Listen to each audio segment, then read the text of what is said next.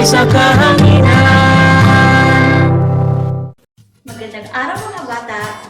Ako si Teacher Love, ang iyong guro sa ikalawang bintang.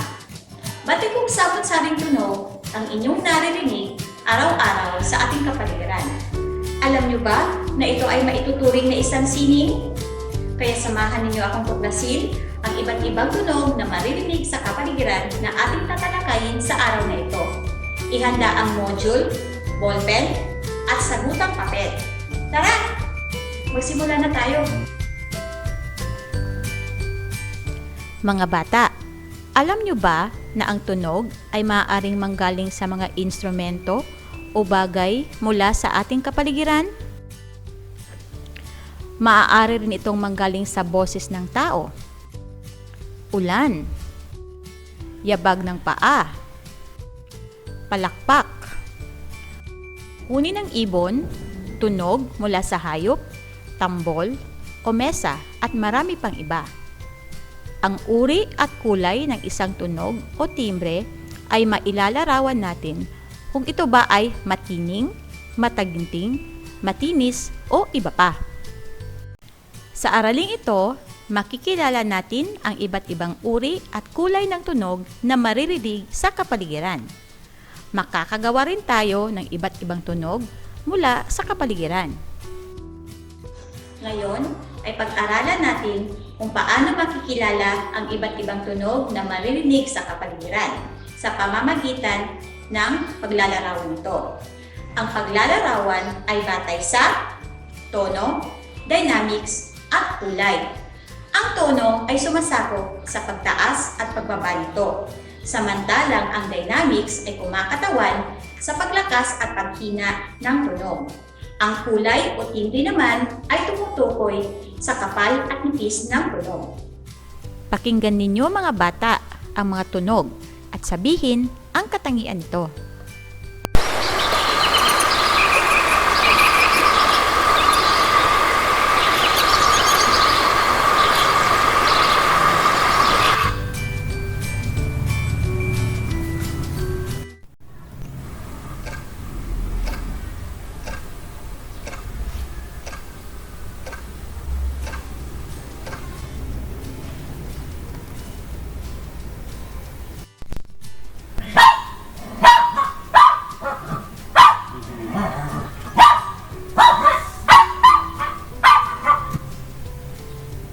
Mga bata, maglaro tayo!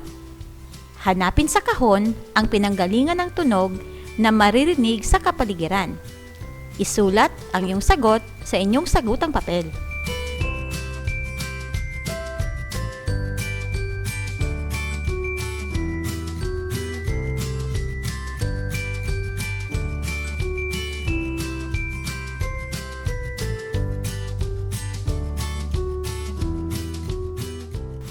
Narito ang mga sagot mga bata. Naway nakita ninyo ang mga ito sa kahon.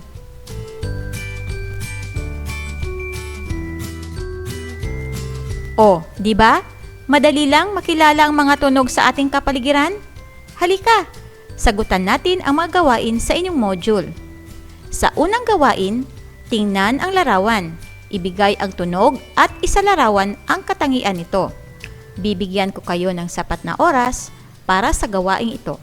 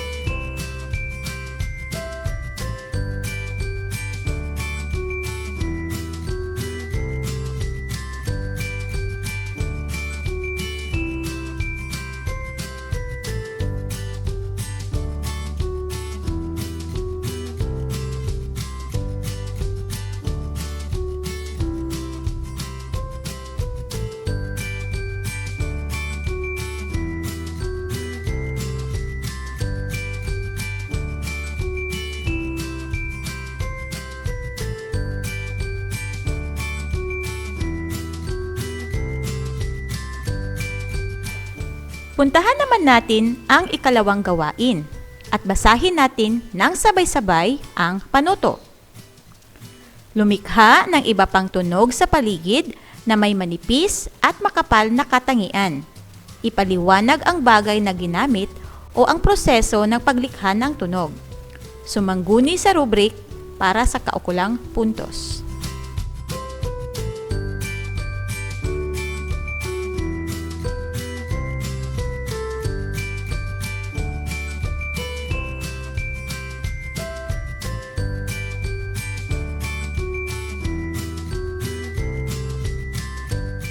Sa pagkakataong ito, sagutan naman natin ang ikatlong gawain.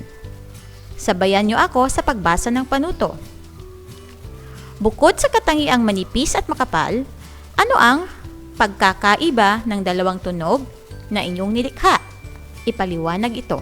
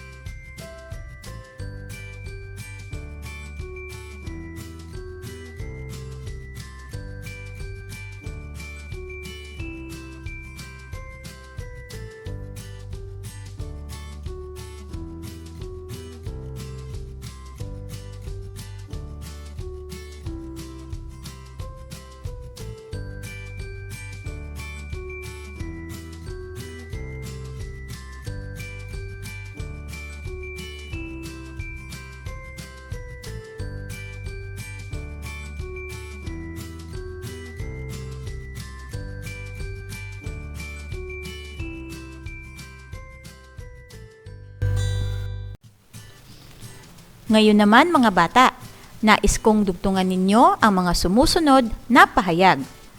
Una, ang natutuhan ko sa araling ito ay...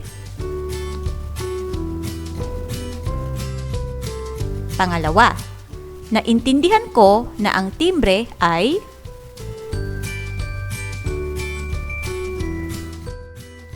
Pangatlo, mayroong iba't ibang katangian ng tunog tulad ng...